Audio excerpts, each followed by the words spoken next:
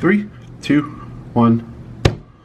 Hello everybody and welcome. My name is GaaraOfBentonYGO, and today in this exciting Yu-Gi-Oh video we are going to be going over my Dark Warrior Orcust deck profile that I took to a Megaton case tournament on last Sunday. I ended up getting 7th place, which was really good. After the 5 rounds we went to Top Cut and I lost in Top Cut, but this deck performed very well. I lost due to some unforeseen things. I was able to build this deck in about 30 minutes between when I got home from the Lenexa, Kansas regional and had to go to another town, which was 3 hours away, to play in the tournament. But this is the deck that I played, and I'm going to be changing this deck, and I'll talk about some of the changes that I want to do to this deck as well in the video. So without further ado, let's get into the deck profile. So this is Dark Warrior Orcust. So we wanted to start off with some warriors. So we have triple Neospace Connector and the 1 Neospatian Aqua Dolphin. This is probably the best normal summon because you normal summon it and it's either going to get hand trapped or you get your second warrior, which is really good, and then you can rip like an effect failure or something else out of your opponent's hand. Very useful for the deck. And then the other warrior extenders that we have is triple Blue Mountain Butter Spy.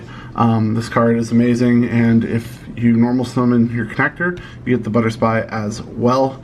And then we have triple Junk Forward, just gets you another special summon of a warrior to help with your plays. There were a couple times where I did normal summon Junk Forward and the Blue Mountain Butter Spy, but that is a-okay.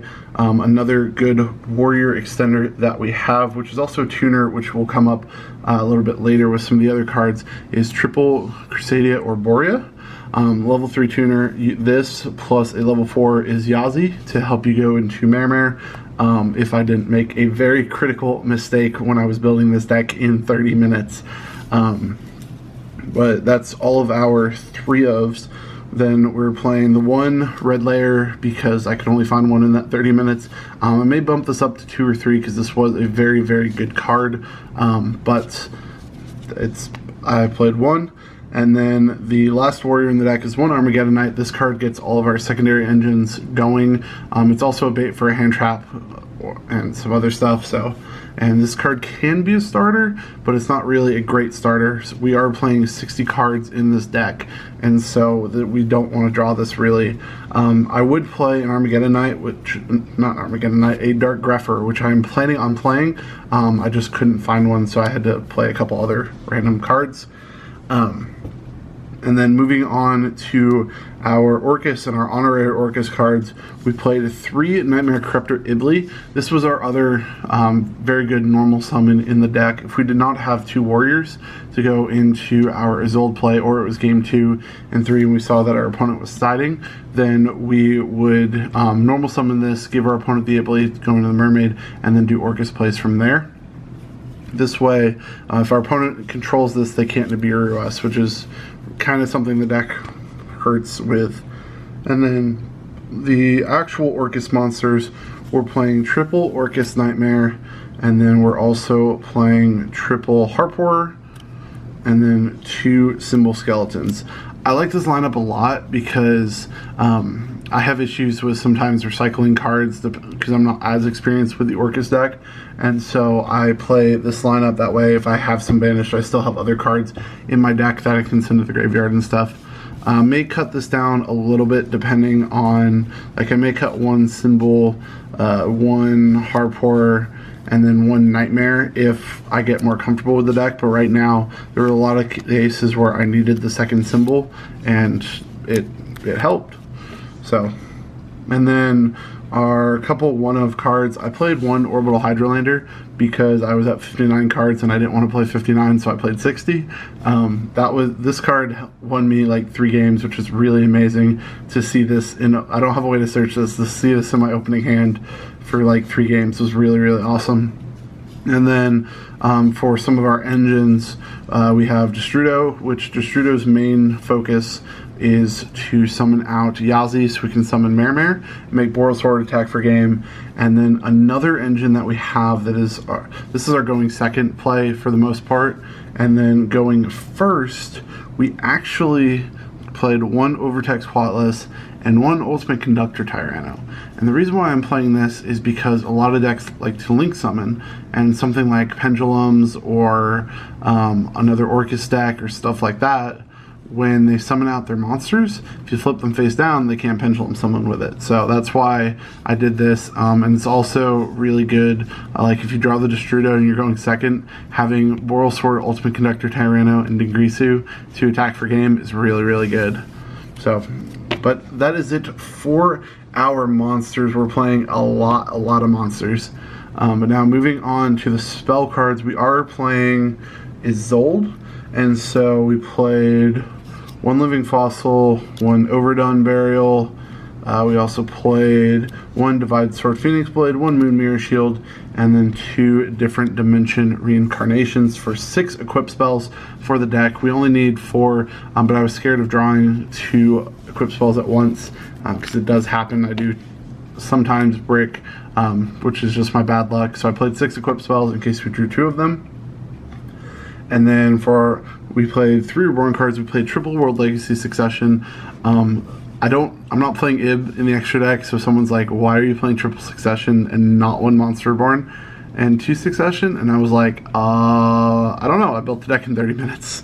So one of these is going to be a Monster Reborn. I don't know if I'm going to keep this card in here. I may do 1 Monster Reborn, 1 World Legacy Succession. I don't know.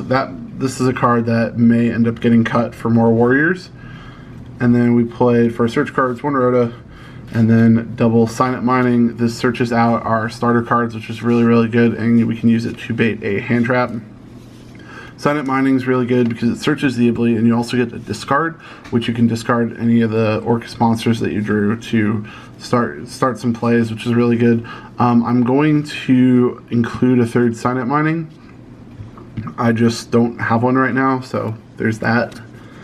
Then we're going for 1 Foolish Burial, which will either send your Orcust card to the graveyard to start your combo if your combo gets stopped, or this will send Destrudo or Overtext Quatless to the grave, which is really good.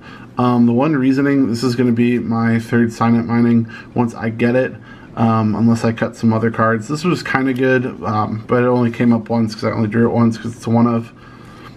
And then to protect against hand traps, play triple Called by the Grave. Not really much to say here, it's Called by the Grave. And then we also play triple Instant Fusion, and this card's going to get cut. I realized halfway through the tournament that I needed a way to actually reliably see my side deck cards, so this card is going to get cut for some more impactful cards. It wasn't really that great. Then we played the 1 Babble for the Orcust stuff, and then the 1 Double Evolution Pill to search off Overtext Quatless. Now moving on to our trap cards, play 1 Shade Brigandine. I never wanted to see this card. I don't know why I played this card. This card's going to get cut for a Warrior Effect monster, which I can special summon, probably like Photon Thrasher or something, because this was just always bad in my hand. And then the card that actually bricked me because of my bad luck, we played Triple Crescendo. This card was amazing. I really do like playing this card at 3 because it's always nice having a negate. If you open up Babel, or you open up one of these and then you set Babel off of Galatea, then you have a quick effect to set another one of these, and you can just keep setting them, and then you'll have 3 Crescendo face down. You can only use 1 per turn, but it is really good to being able to use these 3 turns in a row. And if you don't use it on your turn, then you can banish it to search an Orcust monster, return a banished Orcust monster to your hand, which is really, really good. And then a card that helped me win a bunch of games was Triple Solemn Strike.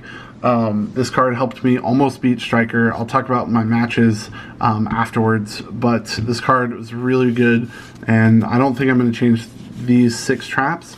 I think I am going to take out Shade Brigandine for a more impactful warrior monster, but definitely going to keep those traps the same.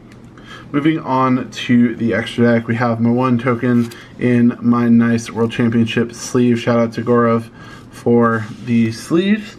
And then we have our 1 is old because we're playing Warriors. This is how we get the Armageddon Knight with the equip spells to send our secondary engines to the grave. And then for Nightmares, we're playing 1 Mermaid, one Phoenix, and one Cerberus. I should have played a Nightmare Griffin in here. I know what I'm going to cut for the Nightmare Griffin and for a Curious, so that way I can have a guaranteed way to see my side deck cards. But I didn't think of that in my 30-minute deck building, so these are the only Nightmares that I played. Now moving on to the Orcust monsters. Played one Lungrisu for the rank 3, which is needed for the combo. We played double Galatea and then double Dingrisu. I'm going to get another ulti Galatea and ulti Dingrisu soon to hollow out this extra deck, but I like these. I like playing these at 2 because like I said, I'm not as comfortable with the Orcust cards. This was my first event playing the Orcust cards, and so I'm not as good with cycling through them as I should be. So this is for when I make mistakes in plays, I still have some plays to make. And then the part that would have been really good and would have caused me to be higher up in the tables is I messed up my Boral Sword package, almost like I just messed up my camera when I hit my camera. But I messed up my Boral Sword package, and Boral Sword takes an effect monster. Mare is an effect. It takes 3+ effect monsters. I know that, but for some reason, for my link 2, I put Landfornicus in as my link 2 for the Mare tokens. I lost 2 games because this was not a beat cop. So that was my bad. And then one link Karibo for the other Mare token to summon out Boral Sword or to summon out Topologic Bomber Dragon. I'm thinking about cutting Bomber Dragon. I know Bomber Dragon is kind of like a staple in Orcust decks because there's a lot of plays that you can do with Bomber Dragon. But I never really once wanted to go into Bomber Dragon, so I don't know. It's going to be a lot more testing on my part with Orcust, but definitely thinking of cutting Bomber Dragon for the Curious. And then last 2 cards in my deck, we have the one Yazi, because that's how we get out the Mare, and then we have one El Shaddoll Window, which is our only instant fusion target. This is getting cut with instant fusion. It's good, and I know why it's good, but it didn't really help. And like I was playing against meta the entire time, and this never once came up to where I wanted this over when I was playing against Sky Strikers. I wanted a Curious or a Griffin to send the EEV, which was in my side deck. Now, moving on to the side deck, I kind of had just a balanced side deck because I never played at this place before, so I didn't know what their meta was. So I played Triple Twin for Sky Striker and back row decks, and then I also played Triple Eradicator Epidemic Virus. This card was the MVP of my side deck, along with Twin Twister. Round 2, I played against Sky Strikers, and I lost game 1. Game 2, I EV'd him for 5 cards out of his hand, out of 6, and then game 3, I opened double Twin Twister, and he only set 2 passes, and I TK'd him, which was awesome. And then for any combo decks or anything, if there's like Magical Musketeers or something that need their monster effects, I played Triple Dark Ruler No More.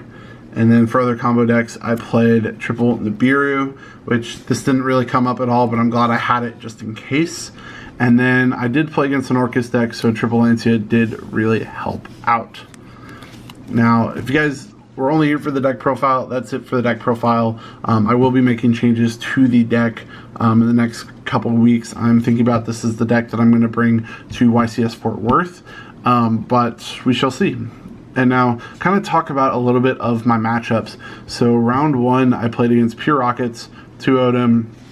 Our game almost went into time because he was kind of a new player, which made me feel really bad. I let our game 1 go 35 minutes with him, kind of explaining to him and helping him out with his plays and stuff. And then game 2, I 2-0'd him in like 1 turn, which is what my deck is supposed to do. And then round 2, I played against Strikers, like I said. Game 1, I lost.